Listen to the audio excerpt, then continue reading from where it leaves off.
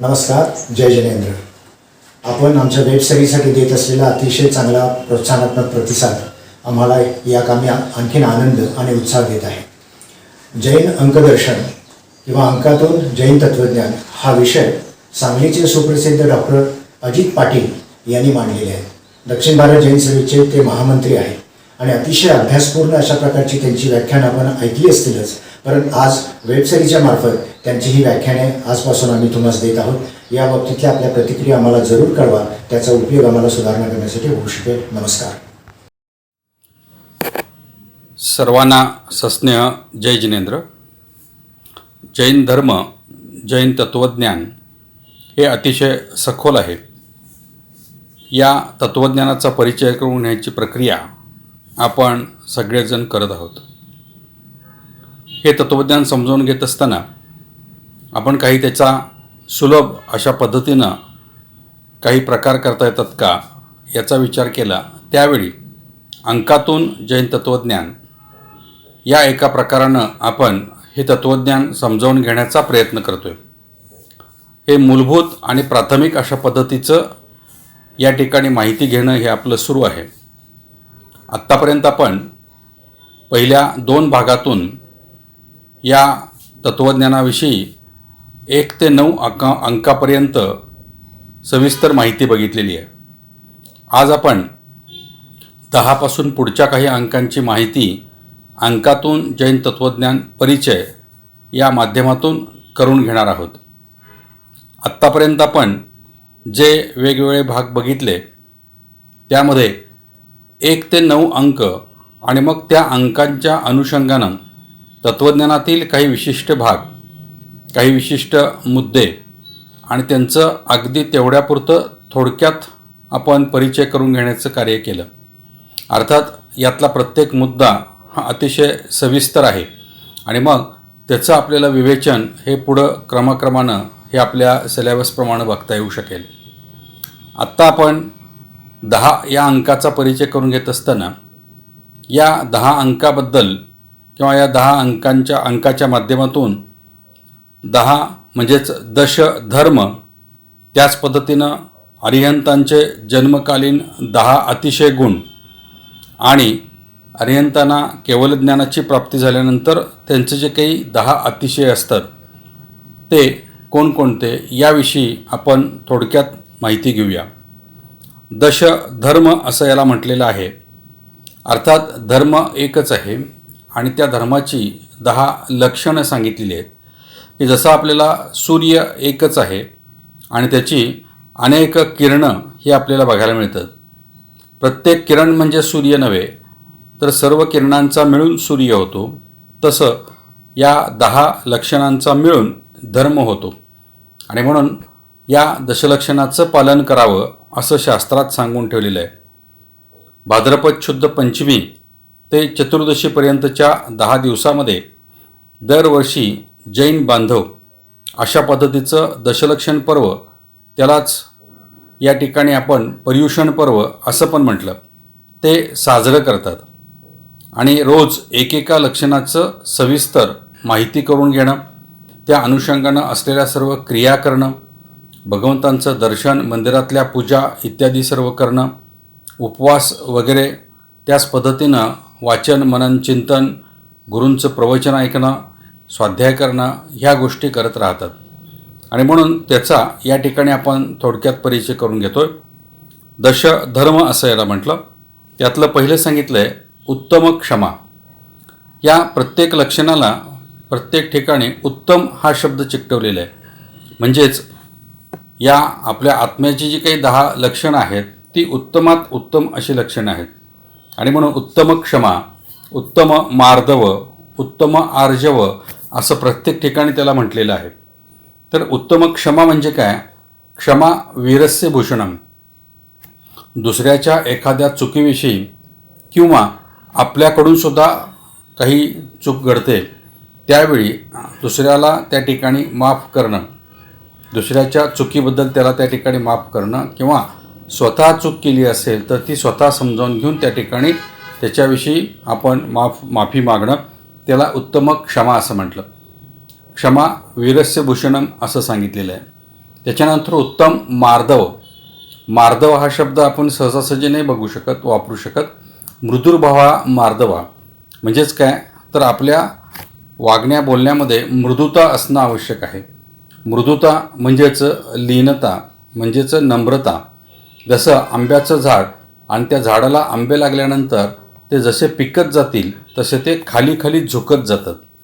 म्हणजे झुकणं हे पिकण्याचं लक्षण आहे, किंवा पिकण्याचं परिणमन हे झुकण्यामध्ये होतं, म्हणून त्याला उत्तम मार्दव असं म्हटलं. त्याच्यानंतर उत्तम आर्जव हा तिसरा या ठिकाणी लक्षणाचा भाग सांगितला. रुजुर्भावा आर्जवा.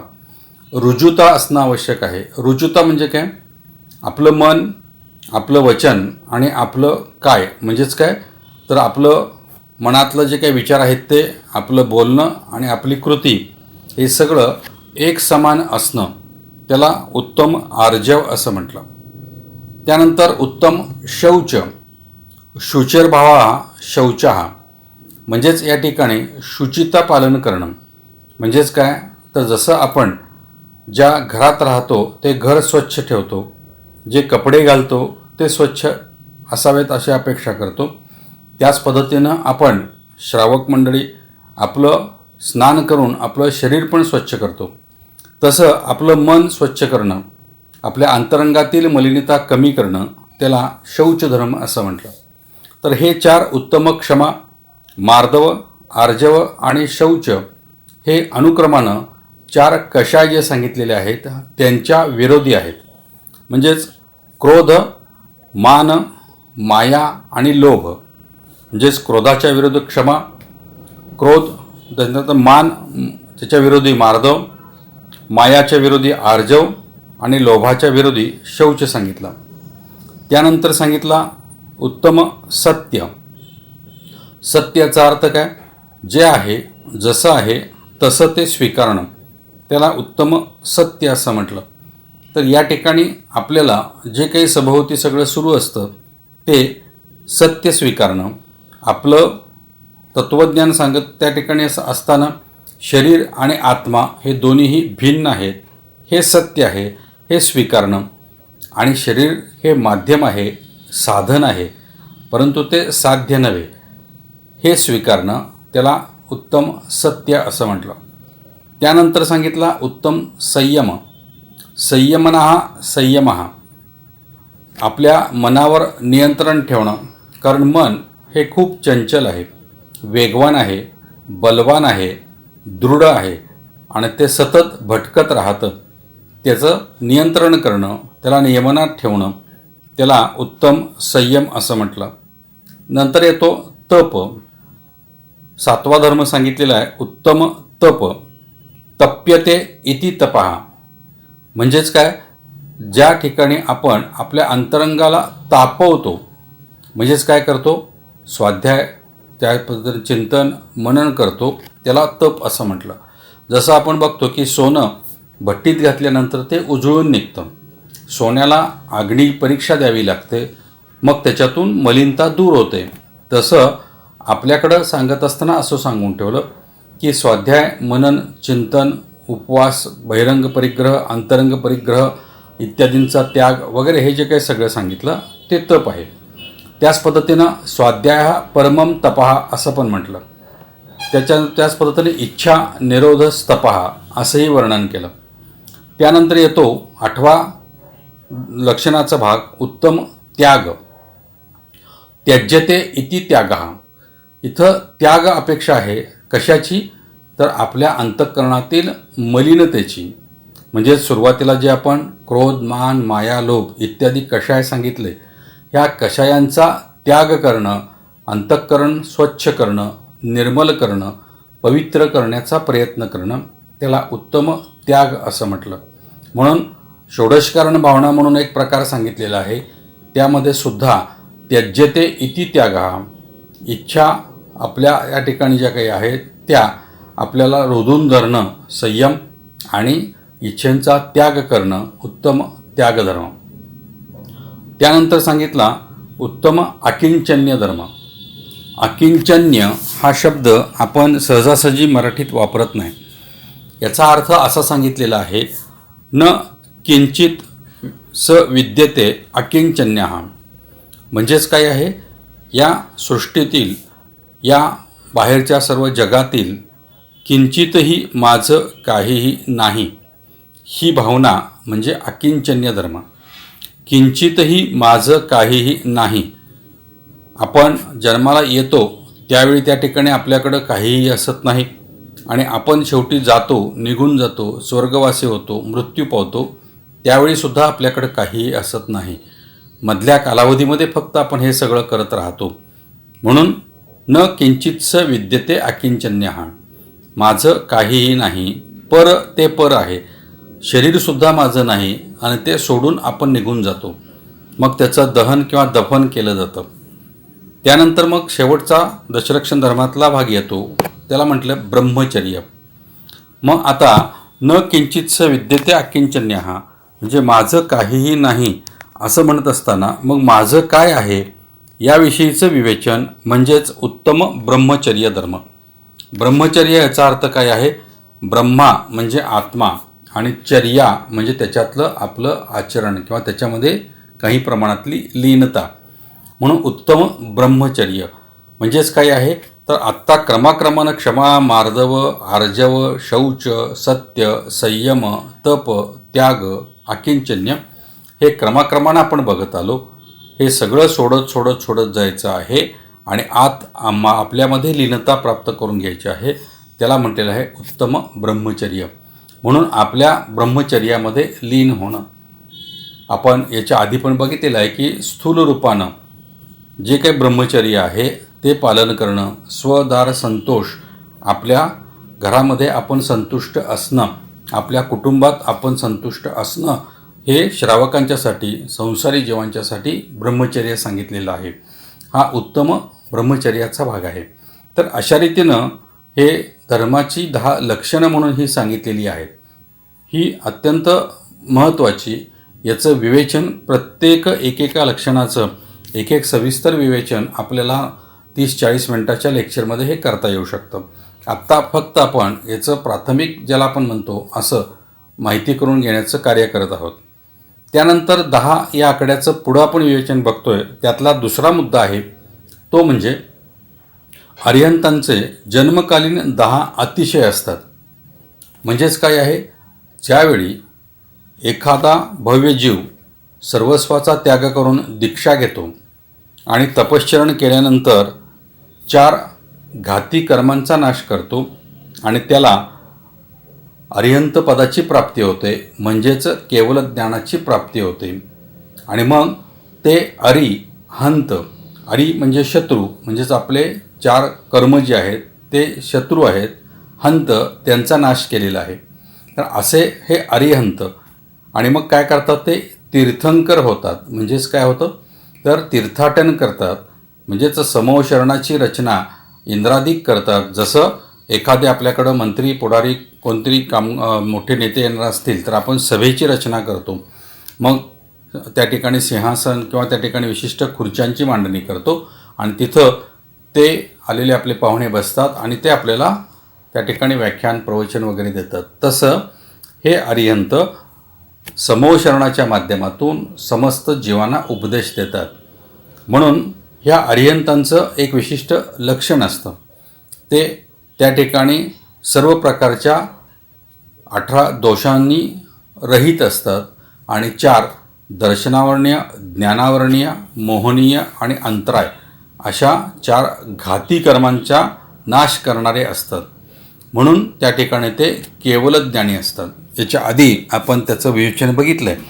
केवळ ज्ञान, ज्ञान आणि ज्ञानच, दुसरं काहीही नाही, त्याला केवल ज्ञान असं म्हटलं. तर त्यांची एक विशिष्ट 10 लक्षणं सांगितलेली आहेत. जे अरिहंत असतात त्यांच्यामध्ये पहिलं लक्षण म्हणजे त्यांच्यात मलमूत्र निर्माण होत नाही. त्याच्यानंतर त्यांना घाम येत नाही. ते अत्यंत मृदू, इष्ट, मिष्ट अशा पद्धतीचं वचन म्हणजेच ते बोलतात. उत्तम रूप त्यांना प्राप्त झालेलं असतं. पुढचं 5वं लक्षण सांगितलं आहे, त्यांचं रक्त हे श्वेतवर्णात्मक असतं. 6वं, त्यांचं शरीर सुगंधित असतं. त्याचप्रमाणे पुढचं लक्षण समचतुस्र संस्थान असं त्यांचं शरीर, म्हणजे उत्तम शरीर त्यांचं त्या ठिकाणी आपल्याला बघायला मिळतं. त्यानंतर वज्रमय शरीर हे पुढचं लक्षण सांगितलेलं आहे आणि त्यांच्या शरीरावर 108 शुभ लक्षणं असतात आणि अतुलनीय बल हे त्यांना प्राप्त झालेलं असतं. अशी ही 10 लक्षणं अरिहंतांचं त्या ठिकाणी वैशिष्ट्य जे सांगितलेलं आहे त्याला अतिशय असं म्हटलेलं आहे. त्यानंतर आपण बघतो की केवल ज्ञानाचं त्या ठिकाणी केवलज्ञान प्राप्त झाल्यानंतर त्याची 10 अतिशय अशी लक्षणं सांगितलेली आहेत. हा 10 या अंकातील तिसरा भाग आपण बघतोय. पहिला बघितला धर्माची 10 लक्षणं, दुसरं सांगितलं अरिहंतांचे जन्मकालीन 10 अतिशय गुण. आता तिसरं यातलं आपण सांगतोय केवल ज्ञान प्राप्त झाल्यानंतर त्याचे जे काही 10 अतिशय असतात, लक्षणं असतात, ती कोणकोणती आहेत. तर त्याच्यातलं पहिलं आहे 100 योजन सुभिक्ष, म्हणजे सगळं इतकं सुंदर त्यांना पुढचं सगळं त्या ठिकाणी दिसत असतं. त्यांचं चतुर्मुख दिसणं, म्हणजे ते समोशरणामध्ये मध्यभागी बसलेले असतात आणि गोल संपूर्ण सगळ्या बाजूनं श्रावक श्राविका मुनी त्यागी सगळे बसलेले असतात, परंतु सर्वांना त्यांचं मुख दिसतं. सर्व दिशेला त्यांच्या मुखाची त्या ठिकाणी दिसण्याची प्रक्रिया घडत असते, म्हणून हे दुसरं अतिशय सांगितले चतुर्मुख दिसणं. त्याच्यानंतर ते अधरगमन करतात.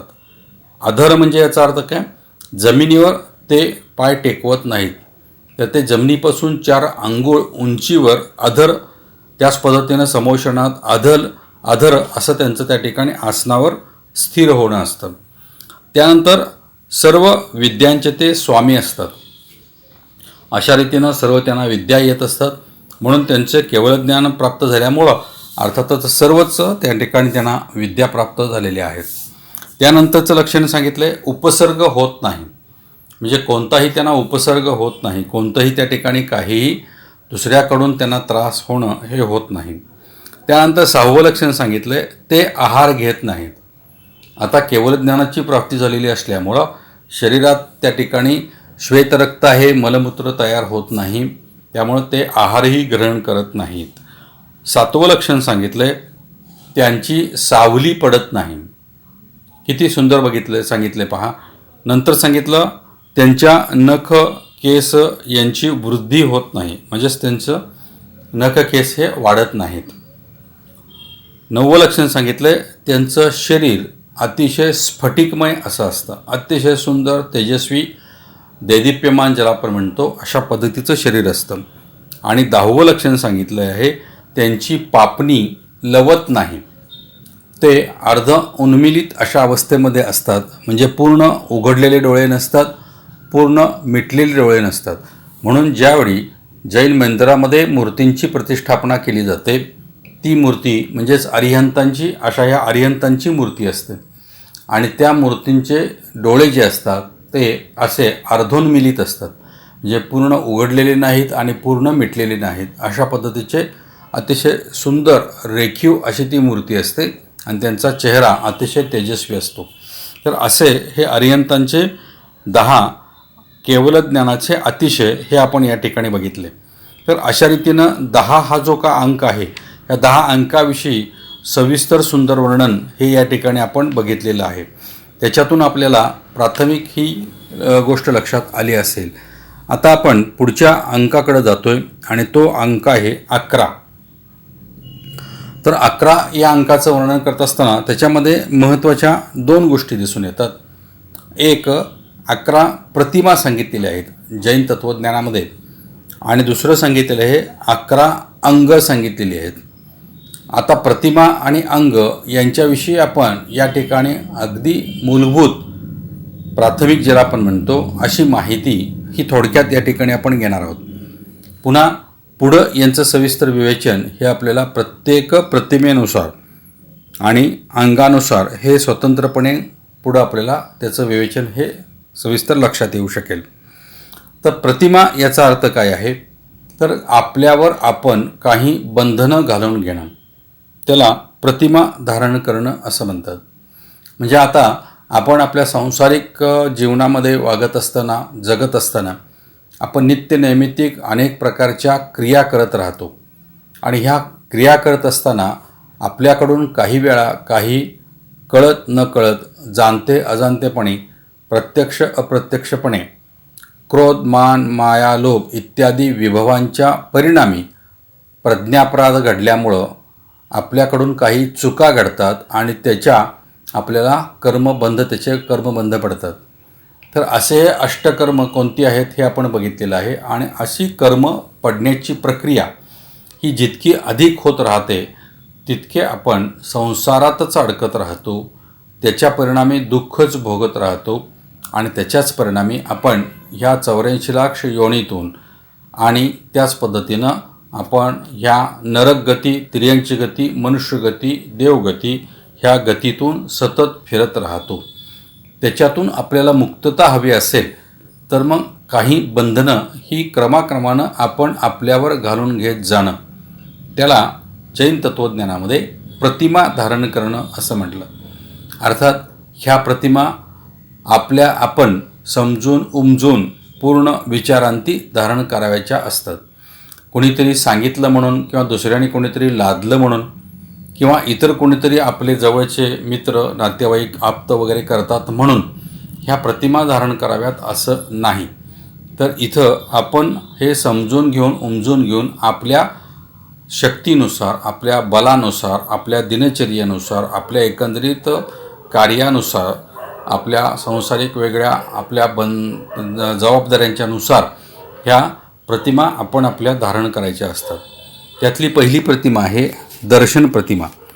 त्याच्यानंतर अशा पद्धतीनं आपण स्वतः भगवंतांचं नित्यनैमित्तिक दर्शन घेईन.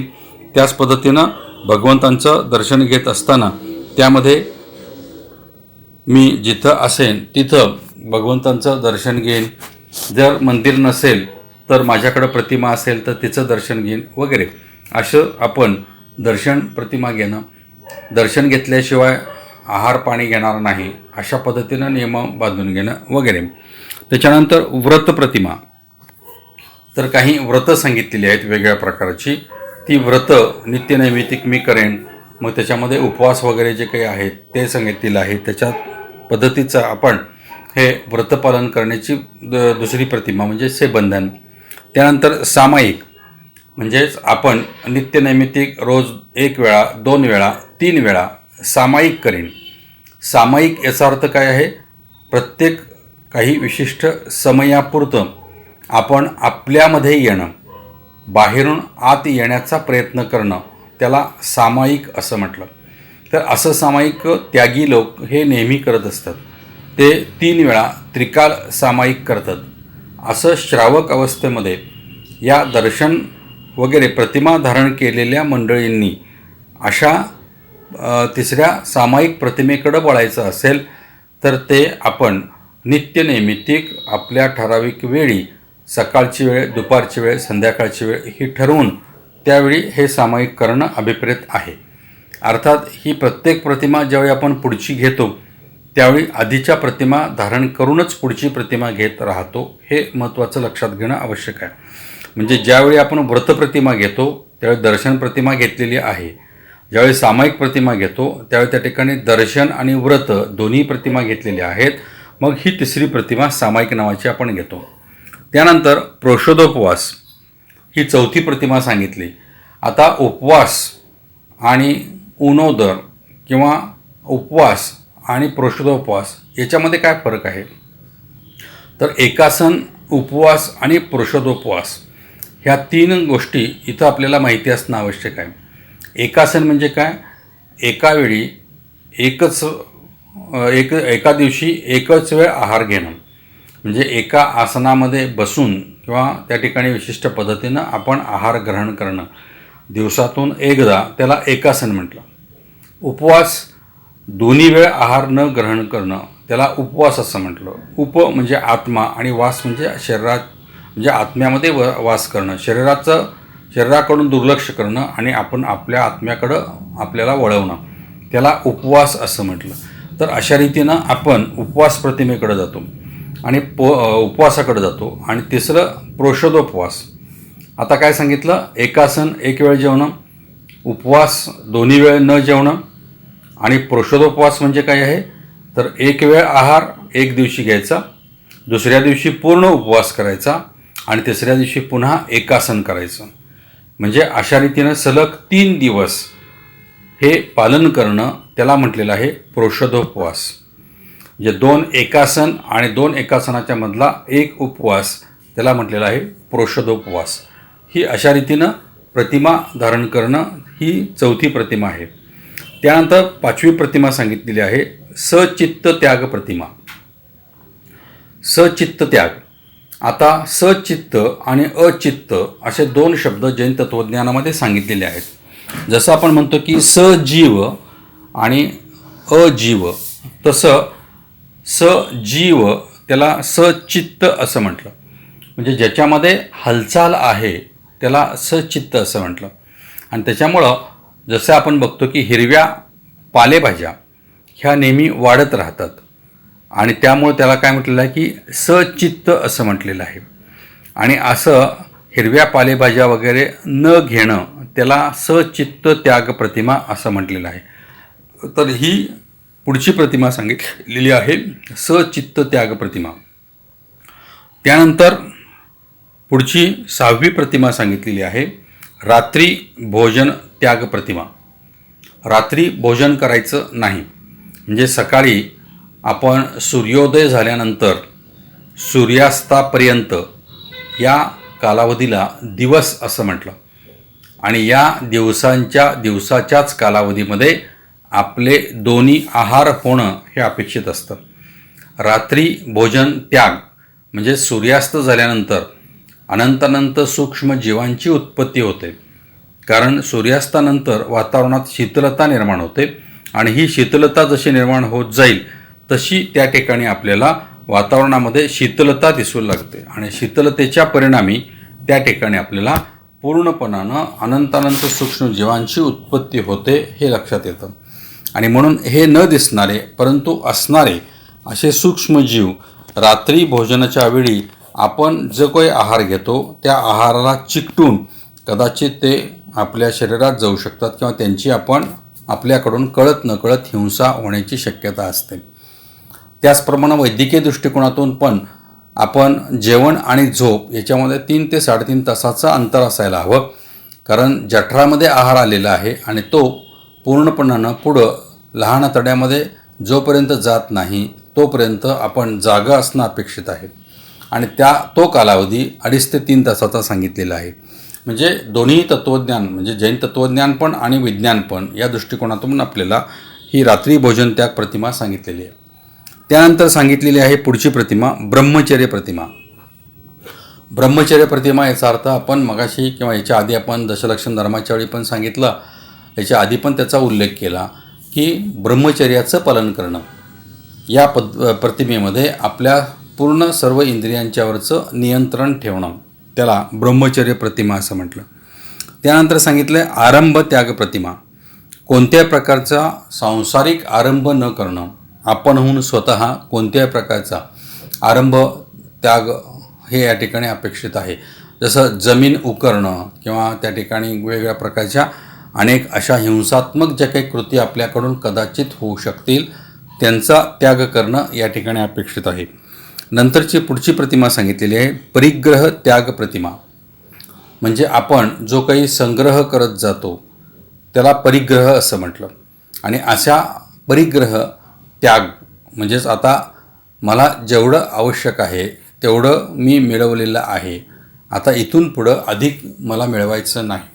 म्हणून तिथं परिग्रह परिमाण जसं आपण अनुव्रतामध्ये 5 आकडा ज्यावेळी बघितला त्यावेळी 5 अंकाच्या वेळी 5 अनुव्रत सांगितलेली होती आणि त्यावेळी त्या ठिकाणी श्रावकांच्यासाठी हा परिग्रह परिमाणाचा भाग सांगितला.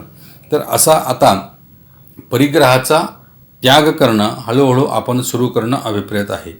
त्याच्यानंतर अनुमती त्याग म्हणजे दुसरा कोणीतरी काहीतरी अशा पद्धतीनं कर्म करत असेल आणि तो जर आपल्याकडून अनुमती मागत असेल त्या अनुमतीचा त्याग करणं अपेक्षित आहे. उदाहरणार्थ एखादी व्यक्ती एखाद्या त्या ठिकाणी व्यवसाय सुरू करत असेल की ज्या व्यवसायाच्या माध्यमातून काही हिंसात्मक त्याच्याकडून क्रिया घडण्याची शक्यता आहे. आणि अशावेळी तो अनुमती मागत असेल तर ती अनुमती त्याग करणं म्हणजे त्याला आपण अनुमती न देणं. कारण अशी अनुमती देणं म्हणजे त्याला आपण त्या ठिकाणी अनुमोदन देणं त्याच्या अशा क्रिया घडण्यासाठी. आणि म्हणून अनुमती त्याग प्रतिमा ही अपेक्षित सांगितलेली आहे. त्याच्यानंतर उद्दिष्ट आहार त्याग प्रतिमा, विशिष्ट प्रकारचाच आहार, हा मर्यादित अशा पद्धतीचाच आहार हा अपेक्षित आहे आणि तो विशिष्ट वेळी विशिष्ट पद्धतीनंच त्या ठिकाणी घेणं त्याला उद्दिष्ट आहार त्याग असं म्हटलेलं आहे. तर अशा रीतीनं ह्या जैन तत्त्वज्ञानामध्ये 11 प्रतिमांचं वर्णन केलेलं आहे. आणि ह्या 11 प्रतिमा म्हणजे थोडक्यात आपल्यावरची बंधनं आहेत. क्रमाक्रमानं आपण श्रावक अवस्थेकडून त्यागी अवस्थेकडं जाण्याचा मधला एक टप्पा, मधला एक त्या ठिकाणचा भाग म्हणजे या प्रतिमा आहेत असं म्हटलं तर ते वावग होणार नाही. एकदम त्यागी होणं हे त्या ठिकाणी अतिशय अवघड आहे. इतका संयम, इतकं त्या ठिकाणचं त्याग करणं हे अगदी काही भव्य जीवनात जमू शकतं. म्हणून सर्वसामान्य श्रावकांच्यासाठी असं टप्प्याटप्प्यानं आपण आपल्यावर बंधनं घालत त्या ठिकाणी आपल्या आत्मतत्वाकडं आपण जाण्याची प्रक्रिया करत जाणं, त्याचवेळी संसारापासून, शरीरापासून, बाकीच्या घरदार, नातेवाईक, सगळे सोयरे यांच्यापासून अलिप्त होण्याची प्रक्रिया करणं, त्याला त्या ठिकाणी मधला मार्ग म्हणून ह्या प्रतिमांचं पालन करावं असं म्हटलं. आणि मग त्याच्यामध्ये दर्शन प्रतिमा, व्रत प्रतिमा, सामायिक प्रतिमा, प्रोषदोपवास प्रतिमा, सचित्त त्याग प्रतिमा, रात्री भोजन त्याग प्रतिमा, ब्रह्मचर्य प्रतिमा, आरंभ त्याग प्रतिमा, परिग्रह त्याग प्रतिमा, अनुमती त्याग प्रतिमा आणि उद्दिष्ट आहार त्याग प्रतिमा, ह्या 11 प्रतिमांचं वर्णन केलं. आणि त्या प्रतिमांचं पालन करणं हे श्रावकांच्यासाठी त्या ठिकाणी आवश्यक आहे असं सांगितलं. अर्थात प्रत्येक प्रतिमा घेत असताना मागील प्रतिमा सहित पुढची प्रतिमा घेतली जाते हे या ठिकाणी आपण समजावून घेणं आवश्यक आहे. म्हणून ज्यावेळी आपण 10वी प्रतिमा घेतो त्यावेळी पहिल्या 9 घेतलेल्या आहेत, मगच 10वी घेतो. एकदम सगळ्या प्रतिमा घेणं अजिबात अपेक्षित नाही. काही दिवस एक पहिली प्रतिमा, मग काही दिवसानंतर दुसरी प्रतिमा, म्हणजे प्रत्येक प्रतिमा घेतल्यानंतर त्या प्रतिमेमध्ये आपण पूर्णपणानं सेट होत जाणं.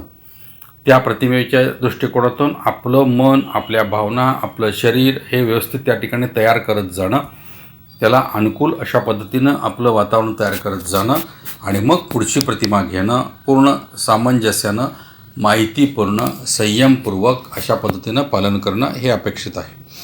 यानंतर आपण आता बघणार आहोत 11 या अंकातून पुढचं अंग, 11 अंग सांगितलेली आहेत. तर ती 11 अंग कोणती आहेत? तर या ठिकाणी आपण बघतो की भगवंतांना ज्यावेळी समूह शरणामध्ये आपण भगवंत उपदेश देतात त्यावेळी भगवंतांना केवळ ज्ञानाची प्राप्ती झालेली असते असं म्हटलं. अर्यंत होतात असं म्हटलं. ह्या अर्यंत किंवा तीर्थंकर किंवा केवलज्ञानी हे जे असतात ते 14 पूर्व आणि 11 अंगांनी युक्त असतात असं म्हटलं. म्हणजेच काय आहे तर ह्या तत्त्वज्ञानाचे वेगवेगळे टॉपिक ज्याला आपण म्हणू शकू, भाग म्हणू शकू, वेगवेगळे त्या ठिकाणी पार्ट्स, चॅप्टर्स म्हणू शकतो त्याला 11 अंग असं म्हटलं. तर ती 11 अंग कोणती आहेत इथं फक्त त्यांच्या नावाचा उल्लेख बघूया, मग सविस्तर आपल्याला पुढं त्याचं विवेचन हे बघता येईल.